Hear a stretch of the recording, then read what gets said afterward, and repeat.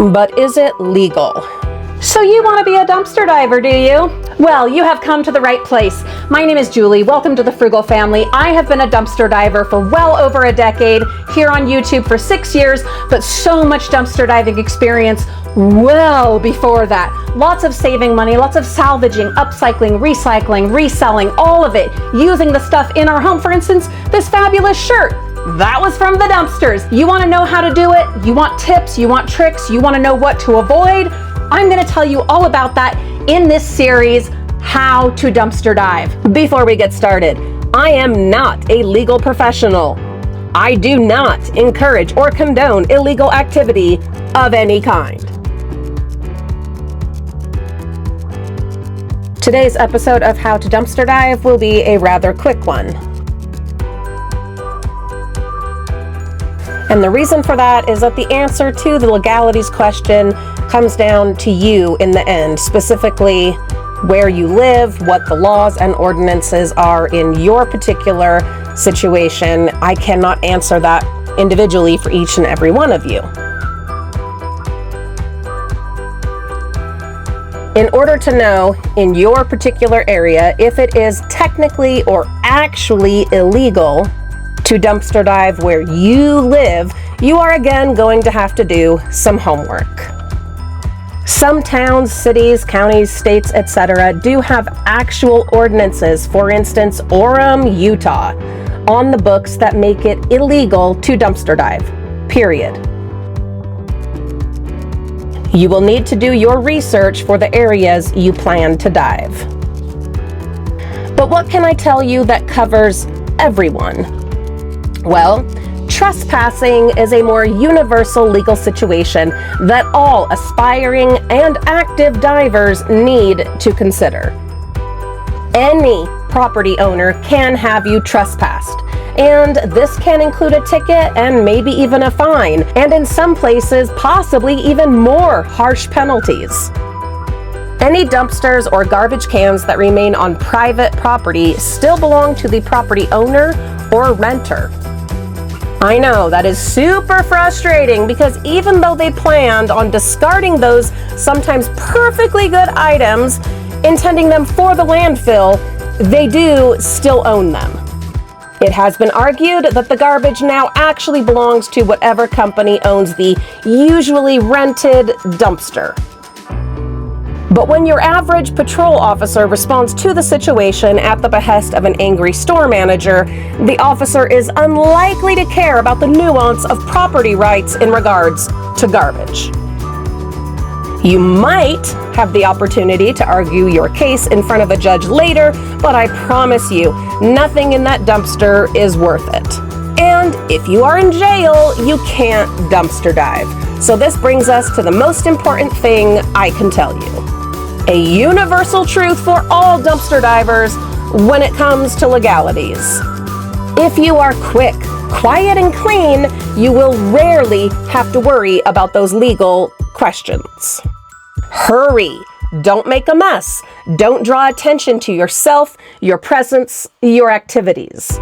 Yep, that includes staying off of YouTube.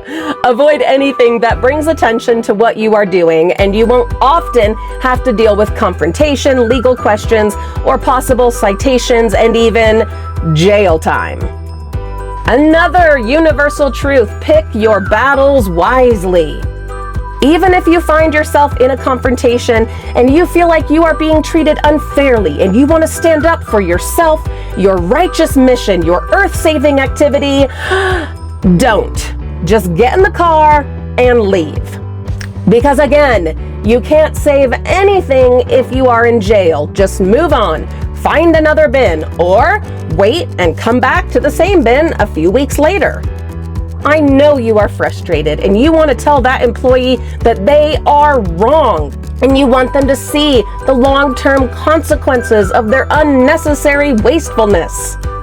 I hear you, but you are not going to help the cause as a martyr. And if it isn't even a righteous mission for you, but rather a money-making opportunity, then you don't want the heat. One other very important, very legal consideration is property damage. Please Don't force dumpster lids or locks of any kind. This is absolutely illegal and punishable, and it's just a dumb thing to do. Not only is it illegal, you ruin your own and everyone else's chances of getting other goodies at that location. What other legal questions do you have? I may not be able to answer them, but I can hopefully point you in the right direction or share my own experience.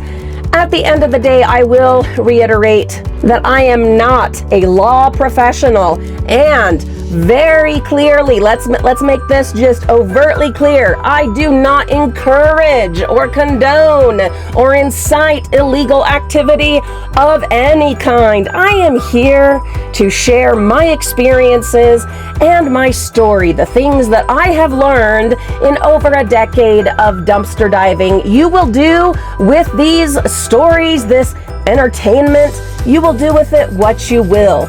But please know what you are getting yourself into. That is so important, so vital.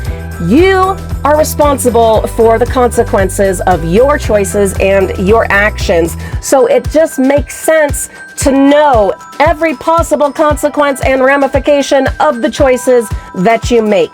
Do the homework, some Googling, some asking questions, but try to go about it in as inconspicuous a way as possible. I do not recommend going down to the police station or city hall to to have clarified for you the particulars of the legalities of dumpster diving in your area. Do some Google searches, okay? Start there.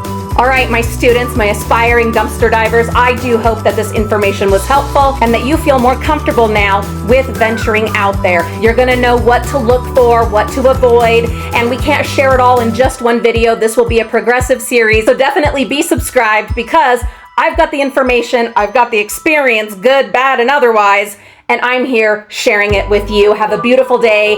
We will see you all very soon.